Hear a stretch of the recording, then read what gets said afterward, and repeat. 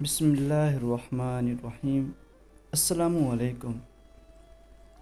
مصر کے اندر ایک گاؤں میں ایک بوڑھی عورت رہتی تھی، اور وہ بوڑھی عورت اپنے گھر میں اکیلی رہتی تھی۔ اس کے گھر میں دو چھوٹے چھوٹے گارے یعنی مٹی سے بنائے گئے کمرے تھے، اور ایک چھوٹی سی پتھروں سے بنائی گئی حویلی تھی۔ اس بوڑھی اماں کا اس دنیا میں اور کوئی نہیں تھا۔ وہ بوڑھی اماں اپنے دو وقت کی روٹی کا بندوبست کرنے کے لیے سارا دن کمزور آنکھوں کے ساتھ خوبصورت قالین بناتی، اور شام ہونے سے پہلے وہ قالین جا کر بازار میں بیچ دیتی، اور اسی طرح وہ اپنے گھر کا گزر بسر کر رہی تھی۔ اور اس بوڑھی اماں کا دل دیکھیے کہ جب اس کے قالین اچھی طرح بکنے لگے تو اس نے اپنی کمائی سے حاصل ہونے والے چند سکوں میں اپنے گاؤں کے اندر دو یتیم بچوں کی کفالت کا ذمہ داری بھی خود پر اٹھا لی۔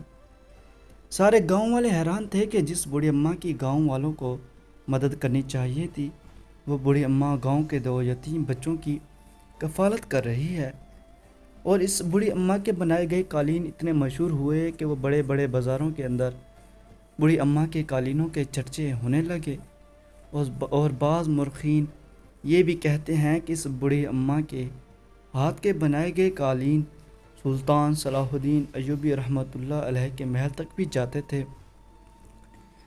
ایک دفعہ وہ بوڑھی اماں ایک قلعے کے پاس سے گزر رہی تھی کہ اس نے دیکھا کہ اس کے ہاتھوں سے بنائے گئے قالین جس تاجر کے پاس اس نے بیچے تھے، وہ قالین اس تاجر نے قلعے کے حاکم کو تحفے میں دے دیے۔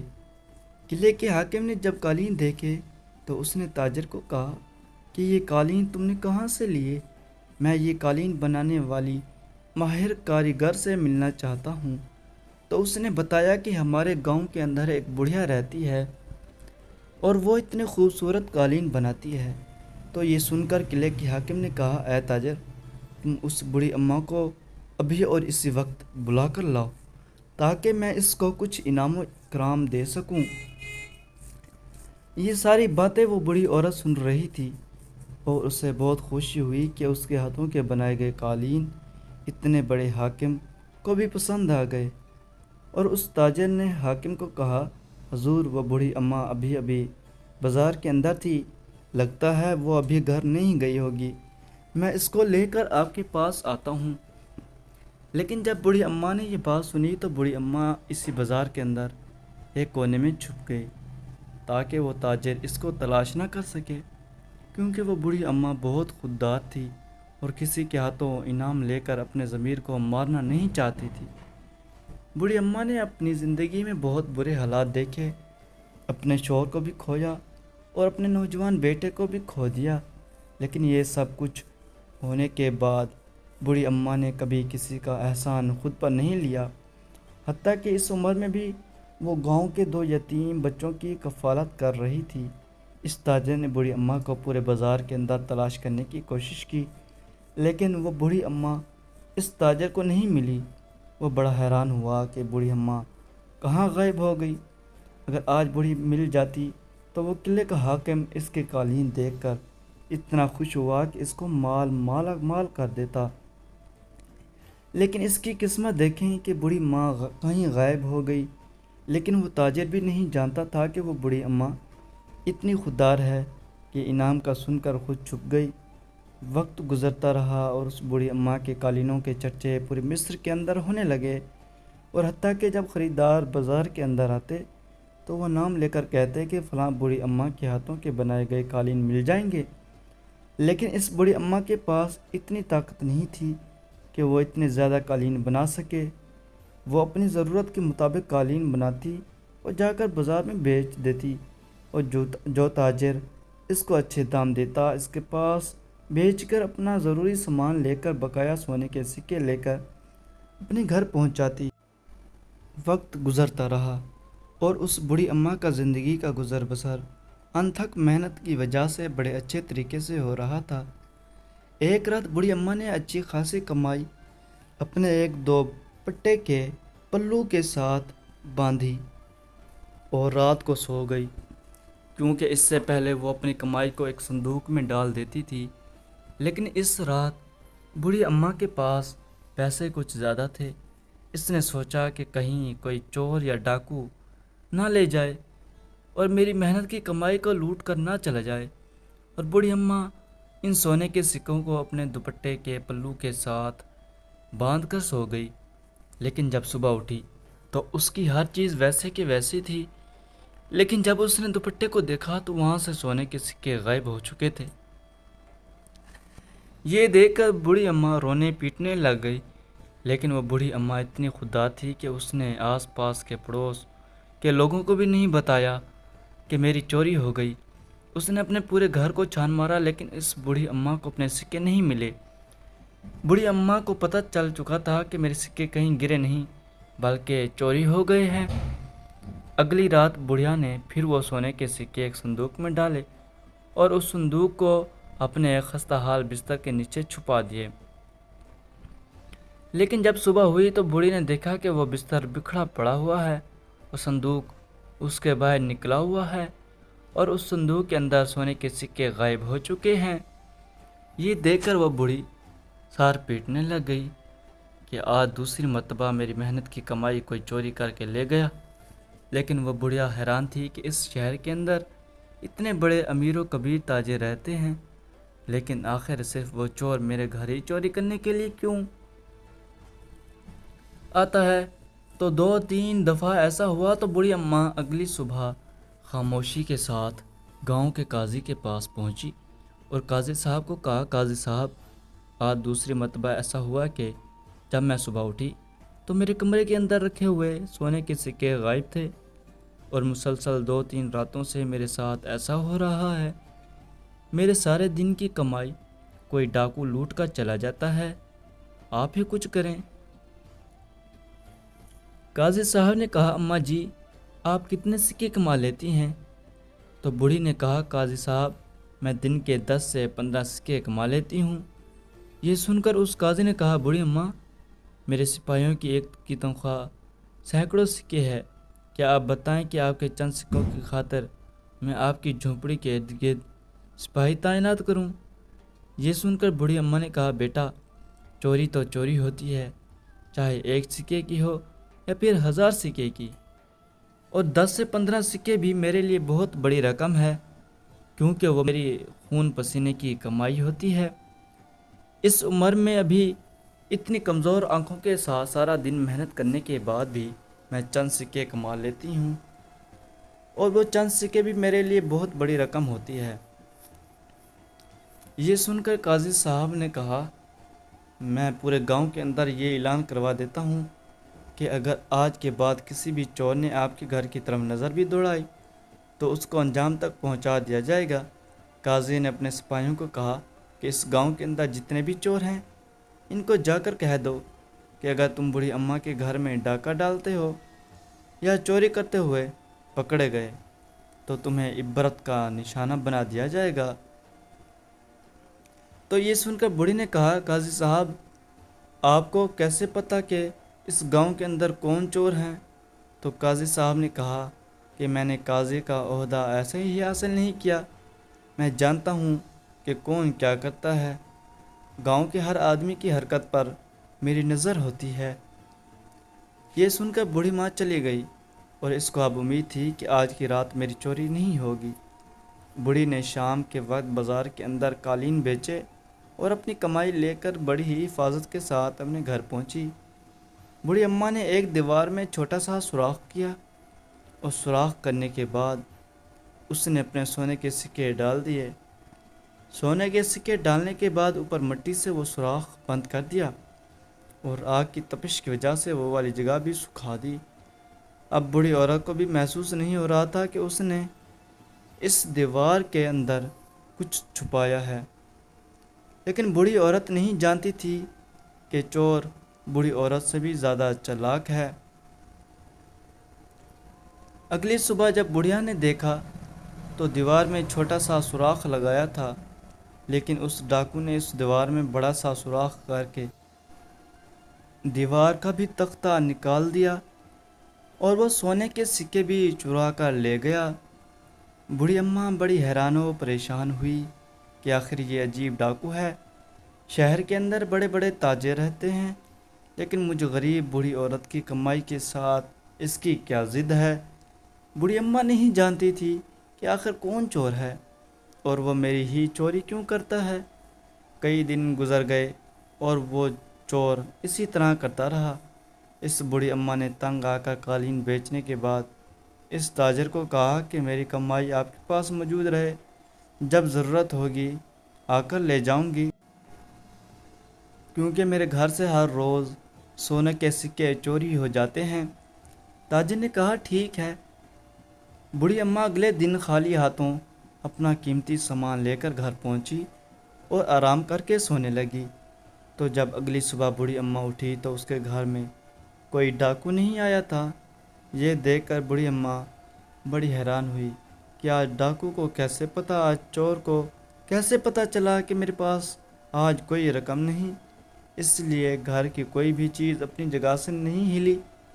बूढ़ी बड़ी परेशान हुई, लेकिन बड़ी कोशिश के बावजूद भी वो चोर को ना पकड़ सकी। एक हफ्ता तो बूढ़ी इसी तरह करती रही। एक हफ्ते बाद बूढ़ी ने ताजर को कहा कि आज एक हफ्ते की जितनी भी मेरी कमाई बनती है, जितने भी मेरे कालीनों के सिक्के बनते हैं, वो मुझे दे दें। और इस बूढ़ी अम्मा ने दिल में सोचा कि अब इस चोर को कैसे पता चलेगा कि मेरे पास अब अपनी कमाई गई है। बूढ़ी शाम को घर आई, बड़ी हिफाजत के साथ कमरे के एक कोने में एक छोटा सा गड्ढा खोदा। गड्ढा खोदने के बाद उसने वहाँ सिक्के रखे और ऊपर मिट्टी से बंद कर दिया और अपना बाकी जितना सामान था उस कोने में रख दिया, ताकि चोर को शक न हो कि मैंने सिक्के कहाँ छुपाए। अगली सुबह बूढ़ी अम्मा उठी तो मंजर देखकर उसके पैरों तले ज़मीन निकल गई, क्योंकि बूढ़ी अम्मा ने देखा कि घर का सारा सामान बिखरा हुआ था और उस कोने से इसके एक हफ्ते के कमाए गए सोने के सिक्के भी गायब हो चुके थे। ये देखकर बुढ़िया सर पीट कर रोने लगी और अल्लाह से दुआएं करने लगी, ऐ मेरे अल्लाह, मेरी मदद फरमा, आखिर माजरा क्या है? मेरी हर रोज़ की कमाई इसी तरह गायब हो जाती है। वक्त गुजरता रहा और इतने में एक रात सुल्तान सलाहुद्दीन अय्यूबी रहमतुल्लाह अलैह भेष बदल कर अपने घोड़े पर सवार होकर शहर का चक्कर लगाने के लिए निकल पड़े। सुल्तान सलाहुद्दीन अय्यूबी रहमतुल्लाह अलैह ने सोचा कि सर्दियाँ अब ख़त्म हो चुकी हैं, क्यों ना गलियों में जाकर लोगों के हालात मालूम किए जाएं और देखा जाए कि कहीं शहर के चोर या डाकू डाका तो नहीं मार रहे। सुल्तान सलाहुद्दीन अय्यूबी अपने घोड़े पर सवार होकर गली से गुजर रहे थे तो देखा कि एक बूढ़ी औरत आधी रात के वक्त भी अपनी झोंपड़ी के अंदर अपने आप से बातें कर रही थी। सुल्तान सलाहुद्दीन अय्यूबी रहमतुल्लाह अलैह हैरान हुए कि आधी रात के वक्त एक बूढ़ी औरत का जागना मेरी समझ में नहीं आ रहा। सुल्तान सलाहुद्दीन अय्यूबी रहमतुल्लाह अलैह ने कमरे के दरवाज़े पर दस्तक दी। बूढ़ी औरत ने अंदर से आवाज़ दी, आज मैं जाग रही हूँ, आ जाओ, आज तेरा बंदोबस्त करती हूँ। ये सुनकर सुल्तान सलाहुद्दीन अय्यूबी रहमतुल्लाह अलैह हैरान कि आखिर बूढ़ी अम्मा ऐसा क्यों कह रही है। सुल्तान नहीं जानते थे कि बूढ़ी के साथ आखिर क्या हो रहा है। जब उस बूढ़ी ने दरवाज़ा खोला तो आगे सुल्तान सलाहुद्दीन अय्यूबी रहमतुल्लाह अलैह खड़े थे और उस बूढ़ी अम्मा के हाथ में डंडा था। ये देखकर सुल्तान सलाहुद्दीन अय्यूबी रहमतुल्लाह अलैह मुस्कराने लगे तो उस बूढ़ी अम्मा ने डंडा फेंक दिया और कहा, ऐ नौजवान, आधी रात के वक्त तुम कौन हो और यहाँ क्या कर रहे हो? तो सुल्तान सलाहुद्दीन अय्यूबी रहमतुल्लाह अलैह ने कहा, अम्मा जान, मैं मुसाफिर हूँ, इधर से गुज़र रहा था, मेरे पास रहने के लिए जगह नहीं थी। मैंने सोचा कि आप अभी तक जाग रही हैं, लिहाजा एक रात के लिए आपसे रहने की दरख्वास्त करता हूँ। ये सुनकर बूढ़ी अम्मा ने कहा, ऐ नौजवान, पहले तुम हर रात मेरे घर से सोने के सिक्के चुरा कर चले जाते थे। आज जब देखा कि मैं जाग रही हूँ तो तुमने एक नया तरीका मुझे लूटने का सोचा। ये सुनकर सुल्तान सलाहुद्दीन अय्यूबी रहमतुल्लाह अलैह हैरान कि आखिर बूढ़ी अम्मा क्या कह रही है। सुल्तान सलाहुद्दीन अय्यूबी रहमतुल्लाह अलैह ने दिल में सोचा कि ये बूढ़ी औरत उस वक्त तक मुझे सच नहीं बताएगी जब तक मैं अपनी हकीकत नहीं बताऊंगा। सुल्तान सलाहुद्दीन अय्यूबी रहमतुल्लाह अलैह ने फरमाया, अम्मा जान, मैं कोई मुसाफिर नहीं हूँ, बल्कि हक में वक्त हूँ। आप बताएं, आपको क्या परेशानी है? मैं रियाया का हाल जानने के लिए इधर से गुज़र रहा था तो आपको अपने साथ बातें करते हुए सुना तो मैं आपसे आपका हाल दरियाफ़्त करने के लिए चला आया। तो ये सुनकर उस बूढ़ी औरत के आंसू निकल आए और कहा, हुजूर, मैं बहुत परेशानी में मुब्तला हूँ, اور اس دنیا میں کوئی ایسا نہیں جو میری مدد کر سکے۔ یہ سن کر سلطان صلاح الدین ایوبی رحمۃ اللہ علیہ حیران ہو گئے اور کہا، بوڑھی اماں بتائیے کیا ماجرا ہے؟ تو اس بوڑھی اماں نے سلطان صلاح الدین ایوبی رحمۃ اللہ علیہ کو بتایا کہ پچھلے کئی دنوں سے میں سارا دن کام کرتی ہوں، شام کے وقت میں چند سکے کما کر گھر لاتی ہوں، تو رات کو کوئی چور یا ڈاکو آتا ہے اور وہ چرا کر چلا جاتا ہے۔ وہ اتنا چلاک ہے کہ اس کو پتہ چل جاتا ہے کہ میں نے سکے کہاں چھپا رکھے ہیں۔ حضور آپ بتائیں میں کیا کروں؟ میں شہر کے قاضی کے پاس گئی تھی، لیکن اس نے بھی میری مدد نہیں کی۔ یہ سن کر سلطان صلاح الدین ایوبی رحمۃ اللہ علیہ نے اماں جان کو کہا، بتائیے کہ کبھی آپ نے کوئی چور کی آواز سنی یا کبھی ایسا ہوا جس سے آپ کو شک ہو سکے کہ آخر کون چور ہے؟ تو بوڑھی اماں نے کہا، حضور سارا دن محنت سے کام کرتی ہوں، جب شام کو سوتی ہوں تو کچھ پتہ نہیں ہوتا کہ مر گئی ہوں یا سو رہی ہوں۔ صبح ہی آنکھ کھلتی ہے۔ دیکھ کر سلطان صلاح الدین ایوبی نے کہا، بوڑھی اماں کل آپ میری عدالت میں آ جانا، کل آپ کے چور کو پکڑ کر اس کو نشان عبرت بنایا جائے گا۔ یہ سن کر بوڑھی اماں بڑی خوش ہو گئی اور اب اس کو یقین ہو گیا کہ میرا مجرم پکڑا جائے گا۔ اگلی صبح سلطان صلاح الدین ایوبی رحمۃ اللہ علیہ نے دروازے پر موجود سنتری کو کہا کہ فلاں شکل والی بوڑھی عورت دروازے پر آئے تو بنا اسے روکے سیدھا میرے پاس لے آنا۔ اگلی صبح ہوئی تو سلطان صلاح الدین ایوبی رحمۃ اللہ علیہ دربار میں تشریف لائے تو اتنے میں دروازے پر موجود سنتری اسی بوڑھی عورت کو لے کر سلطان صلاح الدین ایوبی کے پاس لایا تو سلطان صلاح الدین ایوبی رحمۃ اللہ علیہ سے علی بن سفیان فرمانے لگے، حضور کیا آپ اس بوڑھی عورت کو جانتے ہیں؟ کیونکہ اس بوڑھی عورت کو خاص طور پر آپ نے اندر لانے کا حکم دیا تھا۔ تو سلطان صلاح الدین ایوبی رحمۃ اللہ علیہ نے علی بن سفیان کو سارا واقعہ سنایا کہ کس طرح ایک چور بوڑھی اماں کو اتنے دنوں سے لوٹ رہا ہے، لیکن وہ اتنا شاطر ہے کہ آج تک اس کو کوئی نہیں پکڑ پایا۔ علی بن سفیان بھی بڑا حیران ہوا کہ ایک چور کو پکڑنا کوئی اتنا مشکل کام نہیں، لیکن آخر وہ چور ہے کون اور اس کے آخر بوڑھی اماں کے ساتھ کیا دشمنی ہے کہ شہر کے اندر بڑے بڑے تاجر ہیں، لیکن وہ بوڑھی اماں کے چند سکے ہی چرانے کے لیے کیوں آتا ہے؟ اس کے پیچھے کوئی اور ماجرا ہے۔ اگر بات سونے کی ہوتی تو وہ کسی بڑے تاجر کو لوٹ سکتا تھا۔ یہ سن کر سلطان صلاح الدین ایوبی رحمۃ اللہ علیہ سوچ میں پڑ گئے کہ آخر اس چور کو کیسے پکڑا جائے۔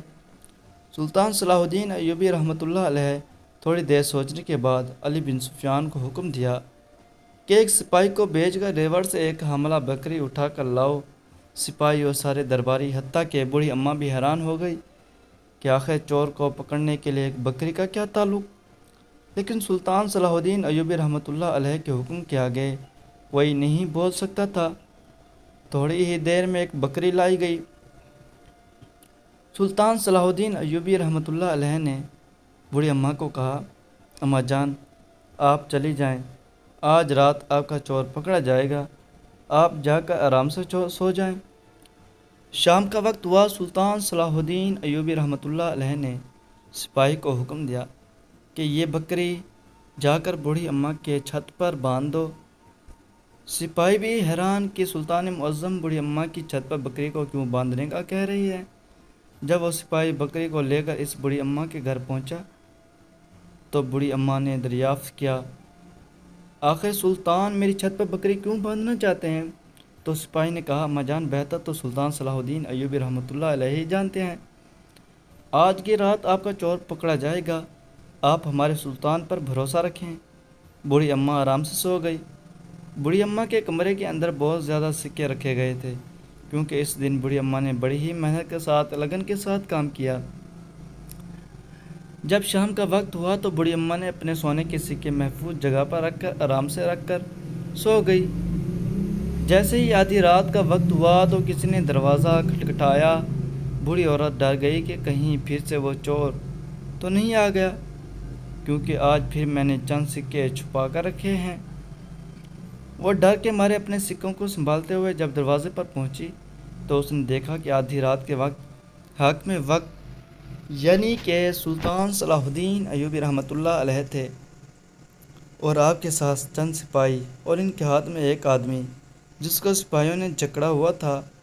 تو اتنے میں اس بوڑھی عورت کے کوئی سوال پوچھنے سے پہلے ہی سلطان صلاح الدین ایوبی رحمۃ اللہ علیہ نے اماں جان کو کہا، اماں جان، ہمیں اندر آنے کی اجازت دیجیے۔ بوڑھی عورت نے کہا، حضور آپ اندر تشریف لائیں۔ سلطان صلاح الدین ایوبی رحمۃ اللہ علیہ نے کہا، آپ کا چور پکڑا گیا۔ یہ سن کر وہ بوڑھی عورت بڑی حیران ہو گئی کہ جس چور کو نہ ہی شہر کا قاضی پکڑ پایا اور جس کو چور کو آج تک میں نہ دیکھ پائی، اس کو سلطان صلاح الدین ایوبی رحمۃ اللہ علیہ نے ایک ہی رات میں کیسے پکڑ لیا؟ تو یہ سوال بوڑھی عورت نے سلطان صلاح الدین ایوبی سے کیا۔ تو سلطان صلاح الدین ایوبی نے فرمایا، اماں جان، جب شام کے وقت میں نے اپنے سپاہی کو کہا تھا کہ تم جا کر چھت پر بکری باندھ دو، میں جانتا تھا کہ بکری رات کو چھت پر اکیلی ہونے کی وجہ سے ساری رات آرام سے نہیں بیٹھے گی، اور جب اس کو کوئی خطرہ محسوس ہوگا تو وہ پھر آواز دے گی، اور میں جانتا تھا کہ وہ چور آئے گا۔ اور جیسے ہی آدھی رات کے وقت چور چھت پر چڑھا تو فوراً بکری نے چینخنا شروع کر دیا، اور یہ بھی میں بات جانتا تھا کہ وہ چور چھت سے آتا ہے، کیونکہ میں نے آپ کی جھونپڑی کے پیچھے چڑھنے کے نشانات بھی دیکھے تھے، اور جھونپڑی کے پیچھے کی طرف سے سارا علاقہ سنسان تھا اور آگے آبادی تھی، اس لیے وہ چور ہمیشہ جھونپڑی کی چھت سے چڑھ کر ہی حویلی کے اندر آتا اور پھر آپ کی جھونپڑی کے اندر داخل ہو کر چوری کر کے چلا جاتا۔ لیکن آج رات جیسے ہی وہ چھت پر چڑھنے لگا تو بکری نے چلانا شروع کر دیا۔ ہمارے سپاہی دور بیٹھے چپ کر دیکھ رہے تھے، اور انہوں نے جیسے ہی بکری کی آواز سنی تو وہ فوراً دوڑتے ہوئے آئے تو چور چھت پر موجود تھا۔ اس کو پتہ ہی نہ چلا کہ اس کے ساتھ کیا ہوا۔ یہ گھبراہٹ کا شکار ہو گیا اور بھاگنے کی بجائے اس نے اپنے ہاتھ کھڑے کر دیے، اور اسی طرح یہ پکڑا گیا۔ یہ سن کر اس بوڑھی عورت نے کہا، حضور، جب آپ کا سپاہی بکری باندھنے کے لایا تو میں بڑی حیران تھی، لیکن اس کے پیچھے کیا راستہ ہے تو آپ ہی جانتے تھے۔ اور اسی طرح سلطان صلاح الدین ایوبی رحمۃ اللہ علیہ نے اس ڈاکو کو کہا کہ آخر کیا وجہ تھی کہ تم صرف بوڑھی اماں کے چند سکے ہی چرا کر جاتے تھے؟ تو یہ سن کر اس ڈاکو نے کہا، حضور، میں فلاں گاؤں کے اندر تاجر ہوں، اور بوڑھی اماں میرے پڑوسی تاجر کے پاس سستے داموں میں اپنے قالین بیچ کر چلی جاتی، لیکن مجھے قالین نہ بیچتی، اور میں نے بھی سوچ لیا کہ اگر یہ مجھے قالین نہیں بیچے گی تو میں اس کو اتنا ذلیل کروں گا کہ یہ کام کرنا ہی چھوڑ دے گی، اور اس لیے میں ہر روز آتا اور اس کے سکے چرا کر چلا جاتا، اور بوڑھی عورت کو میں نے بدلہ لینے کے لیے یہ سب کچھ کیا تھا۔ یہ سن کر سلطان صلاح الدین ایوبی رحمۃ اللہ علیہ نے اس تاجر کو کہا، تمہیں شرم نہیں آتی کہ تم ایک بوڑھی عورت سے بدلہ لے رہے ہو جس کا اس دنیا میں کوئی نہیں؟ یہ سن کر اس نے کہا، حضور، میں اسد کی آگ میں آ گیا تھا، آپ مجھے معاف کر دیں۔